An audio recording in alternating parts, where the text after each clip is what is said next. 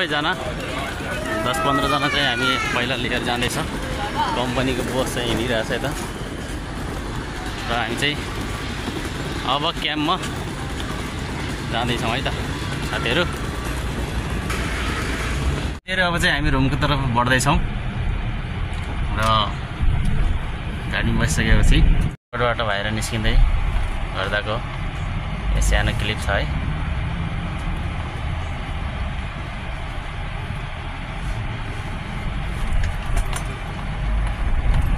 है तपाईँको रोडमा गाडी 100 किलोमिटर प्रति घन्टाको हिसाबले हिँडिरहेको छैन, तर चाहिँ यस्तो लागिरहेछ बिस्तारै हिँडिरहेछ भनेर।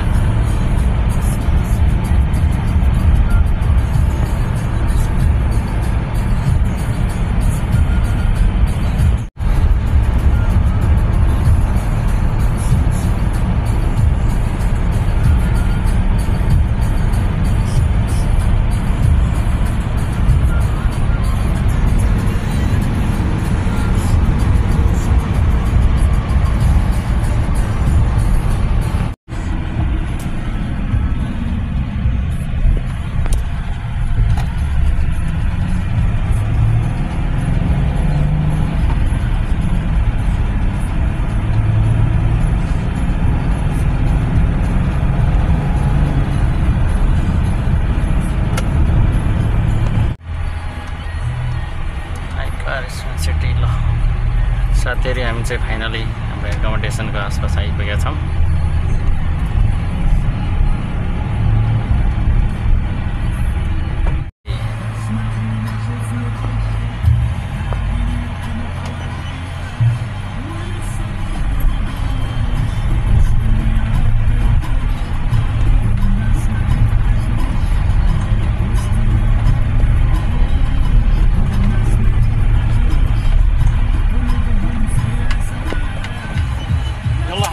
आइपुग्यो है एडिएनएस को उसमा।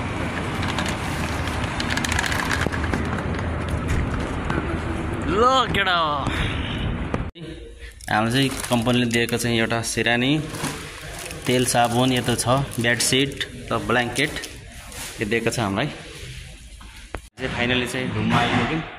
रुम नम्बर 220 सेकेन्ड फ्लोर र हाम्रो उसमा चाहिँ टॉयलेट बाथरूम यहाँ छ है, भित्रै छ, सबै अट्याच छ।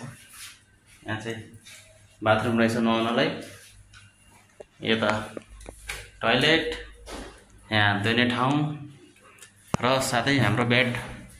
एउटा रुममा हामी 6 जना बस्ने रहेछौँ, सिंगल बेड रहेछ। मेरो चाहिँ लास्ट कुनाको राखेको छु र यहाँ चाहिँ लुगासुगा धुने र यहाँ किचन रहेछ। खाना पकाउन चाहिँ मिल्दैन अरे र किचन चाहिँ छ। यो चाहिँ हाम्रो लुगा धुने ठाउँ। ल साथीहरु है त यति नै जानकारी हो। फाइनली आई कार्ड आइयो, दुबई आइयो है त।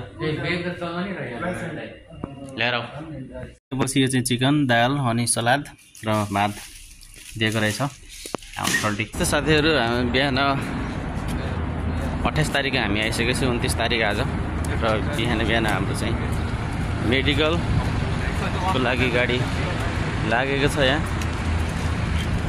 हामी त्यसको लागि तयारी जाँदैछौँ है त। साथीहरु हामी चाहिँ अब मेडिकल गराएर चाहिँ रुमतिर फर्किने क्रममा छौँ र आज बिहान लगभग 7 बजेदेखि आएको, अहिले 12 बजिसक्यो, 12 बजे 1 बजिसक्यो भनौँ न। अहिलेसम्म चाहिँ अब खानापिना यस्तै छ, परदेशी सुरुवात जिन्दगीमा होइन। र मेडिकल गराएर सिम कार्ड लगेर चाहिँ हामी रुम जाँदैछौँ बाटोमा।